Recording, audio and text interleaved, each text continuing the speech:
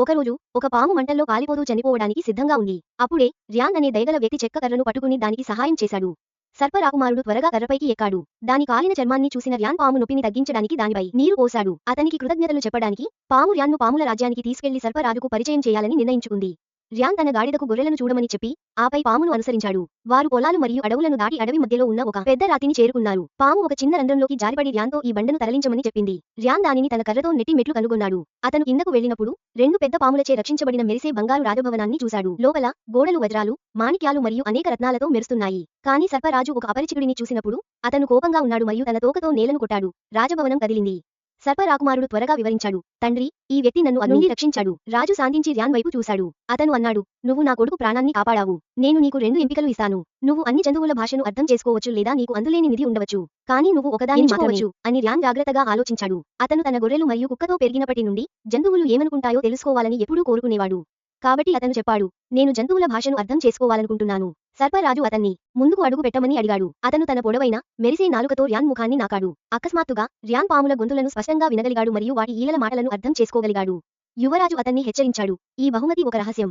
నువ్వు జంతువులతో లేదా మన రాజ్యం గురించి మాట్లాడగలవని ఎవరికీ చెప్పలేదు. అలా చేస్తే బహుమతి శాపంగా మారుతుంది. ర్యాన్ తల ఊపాడు. అతను తన గ్రామం ఆడుకున్నాడు. కానీ ఇప్పుడు జంతువులు ఏమి చెబుతున్నాయో అతను వినగలిగాడు. ఒకరోజు అడవిలో గొర్రెలను మేపుతున్నప్పుడు ఒక చెట్టులో 2 కాకులు మాట్లాడుకోవడం అతను విన్నాడు. ఈ చెట్టు కింద ఒక పెద్ద నిధి దాగి ఉంది. కానీ ఏ మానవుడు దానిని ఎప్పటికీ కనుగొనలేరు. ఉత్సాహంగా ఉన్న ర్యాన్ ఇంటికి పరిగెత్తాడు. తన గొర్రెలను బ్రూనోకు ఇచ్చాడు మరియు పొలం యజమానికి వీడ్కోలు చెప్పాడు. ఆ రాత్రి అతను గొడ్డలి మరియు పారతో తిరిగి వచ్చాడు. 3 అడుగులు తవ్విన తర్వాత బంగారు నాణేలు మరియు ఆభరణాలతో నిండిన పెద్ద పెట్టెను కనుగొన్నాడు. కాకులు చెప్పింది నిజమే. ర్యాన్ నిధిని ఇంటికి తీసుకెళ్లి దాచాడు. ఆ సంపదతో అతను అడవి దగ్గర ఒక అందమైన ఇల్లు కట్టుకున్నాడు. భూమి కొని వ్యవసాయం చేయడం ప్రారంభించాడు. సారా అనే దయగల మరియు అందమైన స్త్రీని వివాహం చేసుకున్నాడు. ఈ వ్యక్తి తన భార్యను రోజుకు ఒక్కసారే చూడగలడు. సరిగా మధ్యాహ్నం 12 గంటలకు.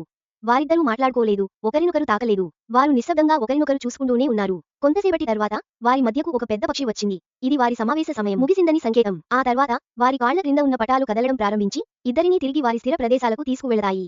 కానీ ఆ స్త్రీ తిరిగి రావడానికి ఎప్పుడూ సిద్ధంగా లేదు. అందుకే ఆ వ్యక్తి ఒక గొలుసును తీసి ఆమె వైపు విసిరాడు. వారి చేతులు జోడించినప్పటికీ వారు పటాల పట్టు నుండి తమను తాము విడిపించుకోలేకపోయారు. ఆ తర్వాత ఆ వ్యక్తిని రహస్య గదికి తిరిగి పంపారు. అక్కడ అతను యంత్రాల కోసం బొగ్గు తవ్వాలి. తన స్థిరమైన జీవితంలో మరియు తన భార్యను కలవాలనే కోరికలో అతను సమీపంలో ఉంచిన పారను తీసుకుని తన ఆత్మలో కొంత భాగాన్ని బయటకు తీశాడు. గొలుసుల నియమాలను అతను లోతుగా అర్థం చేసుకున్నాడు. తరువాత తన దగ్గర ఉంచుకున్న పెన్నును ఉపయోగించి కాగితంపై కొన్ని గీతలు గీశాడు.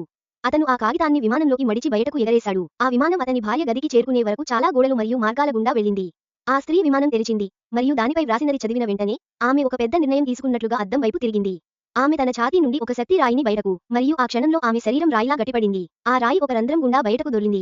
మార్గాలు మరియు సొరంగాల గుండా వెళుతూ అది చివరకు ఆ వ్యక్తిని చేరుకుంది. ఆ వ్యక్తి ఆ రాయిని ఎత్తుకుని తన భార్య ప్రతిరూపం దానిలో స్థిరపడిందని చూశాడు. అతను కొద్దిసేపు నిశ్శబ్దంగా నిలబడి ఆలోచిస్తూ ఉన్నాడు. కానీ ఇప్పుడు అతనికి వేరే మార్గం లేదు. ఆ రాయిని తన ఆత్మతో కలిపేసుకున్న వెంటనే అతని గొలుసులన్నీ వాటంతట అవే తెరుచుకున్నాయి.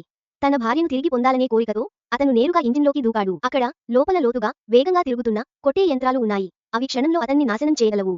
కానీ అతను యంత్రాల కదలికను జాగ్రత్తగా అర్థం చేసుకున్నాడు మరియు ఒక సెకండ్ విండోను ఉపయోగించి అతను దూకాడు.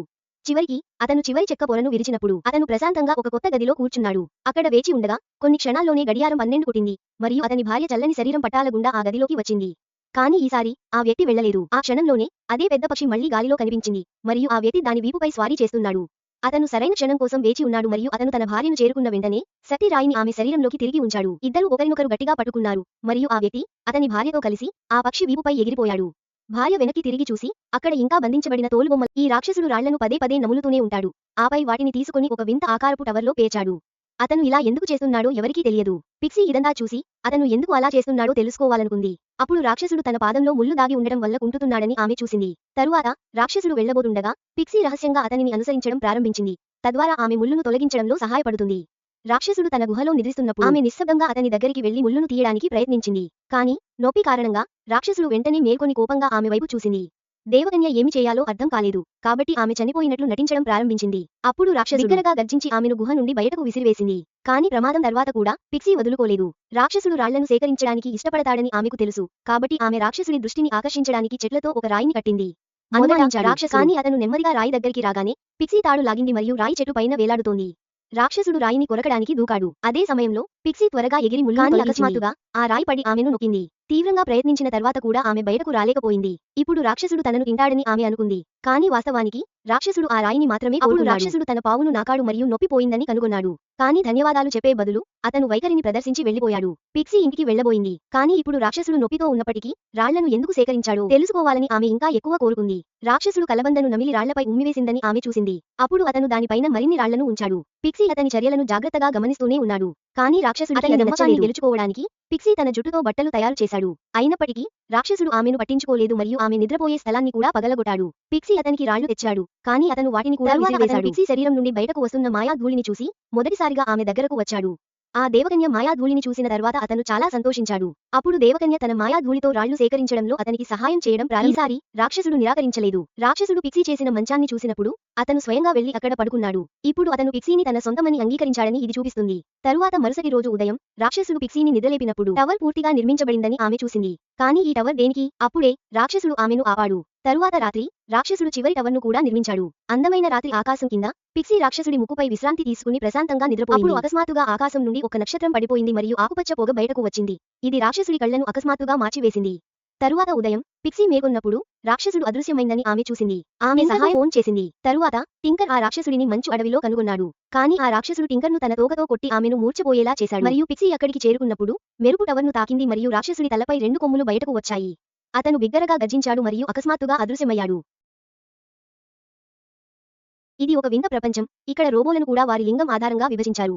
ఒక రోబోను పురుషుడిగా ప్రకటిస్తే దానిపై బంగారు కాంతిని ఉంచి దానిని ఉన్నత తరగతి ప్రపంచానికి పంపుతారు. కానీ ఒక రోబోను స్త్రీగా ప్రకటిస్తే దానిని పనికిరానిదిగా భావించి చెత్తబుట్టలో వేస్తారు. కానీ మేరీ పుట్టుకతోనే స్త్రీగా ప్రకటించబడిన రోబో తనకు తదుపరి ఏమి జరుగుతుందో ఆమెకు తెలియదు. ఆకాశంలో చాలా దూరంలో బంగారు కాంతి కిరణాలు పైకి లేచినట్లు ఆమె చూసింది. ఈ కాంతి ఏమిటి మరియు దాని అర్థం ఏమిటో తెలుసుకోవాలనే కోరిక ఆమె మనస్సులో తలెత్తింది. అప్పుడే తన దగ్గర నిలబడి ఉన్న రోబోట్ ఛాతీపై ఉన్న గుర్తు ఇతర రోబోట్ల కంటే పూర్తిగా భిన్నంగా ఉందని ఆమె చూసింది. ఆమె ఆలోచిస్తుండగా అకస్మాత్తుగా ఆ రోబోట్ గాజు గోడ గుండా వెళ్ళింది. అది గోడ దాటి వెళ్లిన వెంటనే అది కాంతితో మెరుస్తూ పై ప్రపంచం వైపు ఎగిరింది. మేరీ అసూయ మరియు ఆశ్చర్యంతో దానిని చూసింది. ఆమె కూడా అక్కడే నిలబడి బహుశా తాను కూడా ఆ గోడ గుండా వెళ్లగలనా అని ఆశతో ఉంది. ఇంతలో పెద్ద అలారం మోగింది. మేరీ భయంతో స్తంభించిపోయింది. ఇదంతా నిజంగా జరుగుతుందని ఆమె నమ్మలేకపోయింది. మరుసటి క్షణంలో ఒక పెద్ద యాంత్రిక చేయి ఆమెను పట్టుకుని చెత్త కుప్పలోకి విసిరేసింది. మేరీ కళ్ళు తెరిచినప్పుడు ఆమె విరిగిన రోబోల మధ్య పడి ఉంది. ఈ రోబోలను ఒక్కొక్కటిగా కొలిమిలోకి విసిరివేస్తున్నట్లు ఆమె చూసింది. అక్కడ అవి కరిగిపోతున్నాయి. ఆమె తన ఛాతీ వైపు చూసింది మరియు గాజు గోడ వాస్తవానికి ఆడ మరియు మగ రోబోలను వేరు చేసే గోడ అని అర్థం చేసుకుంది. కోపం మేరీ మనసును నింపింది. ఆమె ఆలోచిస్తోంది, ఇంత అన్యాయం ఎందుకు జరుగుతోంది? ఆడ రోబోలు మాత్రమే ఎందుకు నాశనం చేయబడుతున్నాయి? ఆమె ఇక మౌనంగా ఉండలేకపోయింది. ఆమె ఛాతీ నుండి ఒక ఆయుధాన్ని తీసి తన శక్తినంతా ఉపయోగించి గాజు గోడను కొట్టింది. ఆమె కొట్టే శబ్దం చాలా బిగ్గరగా ఉంది. అది ఇతర రోబోల దృష్టిని ఆకర్షించింది. మేరీ మళ్లీ గోడను కొడుతూనే ఉంది. కానీ అది ఎటువంటి ప్రభావం చూపలేదు. ఆమె అలసిపోతోంది. వదులుకోవడానికి దాదాపు సిద్ధంగా ఉంది. అప్పుడు ఆమె వెనుక నిలబడి ఉన్న అన్ని రోబోలు ఒక్కొక్కటిగా లేచి నిలబడ్డాయి. వారు మేరీ ధైర్యంతో ప్రేరణ పొందారు. స్వేచ్ఛ కోసం ఈ పోరాటంలో ఆమెతో చేరాలని కూడా నిర్ణయించుకున్నారు. అప్పుడు వారు కలిసి గాజు గోడను కొట్టడం ప్రారంభించారు. క్రమంగా పగుళ్లు కనిపించడం ప్రారంభించాయి మరియు అకస్మాత్తుగా గోడ ముక్కలుగా పగిలిపోయింది. ఆ సమయంలో మేరీ మరియు ఆమె తోటి రోబోలన్నీ ప్రకాశవంతమైన బంగారు కాంతిలో స్నానం చేయబడ్డాయి. ఇప్పుడు అవన్నీ ఆపై ప్రపంచాన్ని మార్చాలనే లక్ష్యంతో ఎగరడం ప్రారంభించాయి. కంప్యూటర్ను ఎలా ఆపరేట్ చేయాలో తెలియనిది ఆకుపచ్చ రోబోట్ మాత్రమే. కంప్యూటర్ను ఆన్ చేయడానికి అక్కడక్కడ బటన్లను నొక్కాడు. అకస్మాత్తుగా బ్లాక్ బోర్డ్లో చాలా కష్టమైన ప్రశ్న కనిపించింది. మిగతా రోబోలన్నీ ఒక్క సెకనులో దాని పరిష్కరించాయి. ముగిసేలోపు ఆకుపచ్చ రోబోట్ భయపడింది. అతను స్క్రీన్పై యాదృచ్ఛికంగా ఏదో నొక్కాడు మరియు అతని సమాధానం తప్పు.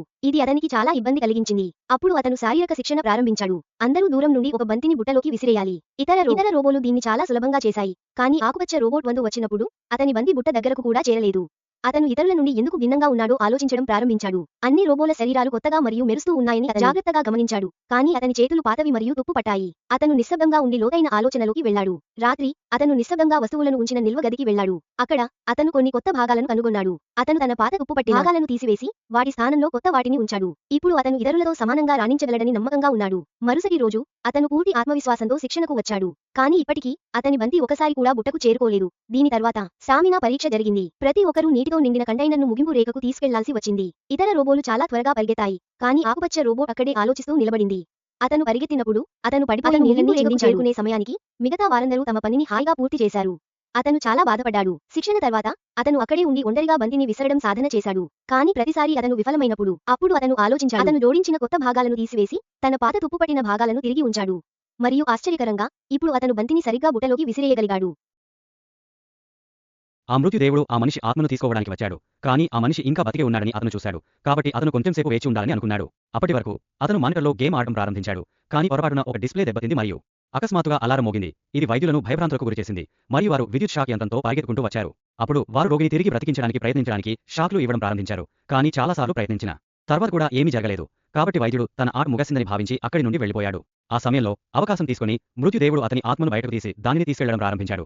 కానీ అకస్మాత్తుగా ఒక మందు సీసా తలుపును తాకి దొర్లింది మరియు ఒక యంత్రాన్ని ఢీకొట్టింది. దీని వలన గది అంతటా భారీ పేలుడు సంభవించింది మరియు ఆ షాక్ యంత్రం ఆ వ్యక్తిపై పడింది. ఇది ఆత్మను అతని శరీరం వైపుకు లాగింది.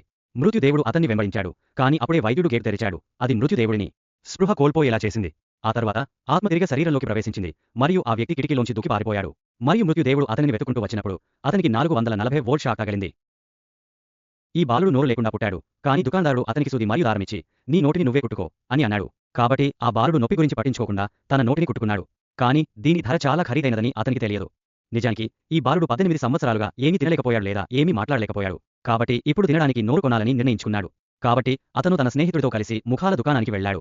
కానీ అక్కడ వింతలు చూసి భయపడ్డాడు. దుకాణ యజమాని కూడా 6 కళ్ళు ఉన్న రాక్షసుడు. అప్పుడు బాలుడు అన్ని కళ్లను జాగ్రత్తగా చూసి తనకు సాధారణమైన కళ్లను ఎంచుకున్నాడు. కానీ అతను వాటిని ధరించిన వెంటనే అతని చీకటి ప్రపంచం అకస్మాత్తుగా వెలిగిపోయింది మరియు మొదటిసారి అతను తన ముఖాన్ని చూశాడు. కానీ ఆ కళ్ళు అదుపు తప్పి తానే ఒక రాక్షసుడిగా మారిపోయాడని అతను చూశాడు. భయంతో అతను కళ్లను బయటకు తీయడానికి ప్రయత్నించాడు. కానీ అవి అస్సలు కదలలేదు. అప్పుడు అతని స్నేహితుడు వెంటనే కళ్లను బయటకు తీశాడు. దీని తరువాత ఆ బాలుడు అనేక రకాల కళ్లను ప్రయత్నించాడు. కానీ ఏవి అతని శరీరానికి సరిపోలేదు. అప్పుడు దుకాణ యజమాని మరియు అతని స్నేహితుడు నోటితో ప్రారంభించాలని నిర్ణయించుకున్నారు. ఆ స్నేహితుడు ఒక నోటిని తీసుకుని అతని ముఖం మీద ఉంచాడు. కానీ ఆ బాలుడు దానితో మాట్లాడటంలో ఇబ్బంది పడ్డాడు. కాబట్టి దుకాణ యజమాని సలహా మేరకు బాలుడు తన ముఖాన్ని పూర్తిగా మార్చుకోవడానికి ప్రయత్నించాడు. కానీ ఏ ముఖం కూడా అతనికి సరిపోలేదు. ఇప్పుడు దుకాణదారుడు కూడా ఆందోళన చెందాడు మరియు అతను ఆ బాలుడిని తన స్వంత ముఖాన్ని ధరించడానికి కూడా అనుమతించాడు. కానీ అది అతనికి చాలా వింతగా అనిపించింది. అతని స్నేహితుడు కూడా ఉద్రిక్తంగా మారడం ప్రారంభించాడు. కాబట్టి అతను దుకాణదారుడిని సహాయం అడిగాడు. అప్పుడు దుకాణదారుడు తన అత్యంత రహస్య ఆయుధాన్ని బయటకు తీశాడు. ఆ పెట్టె లోపల సూది మరియు దారం మాత్రమే ఉన్నాయి. స్నేహితుడు త్వరగా ఆ సూది మరియు దారాన్ని బాలుడికి ఇచ్చి దానిని ఎలా ఉపయోగించాలో చెప్పాడు. అప్పుడు బాలుడు తన నోటిని కుట్టడం ప్రారంభించాడు.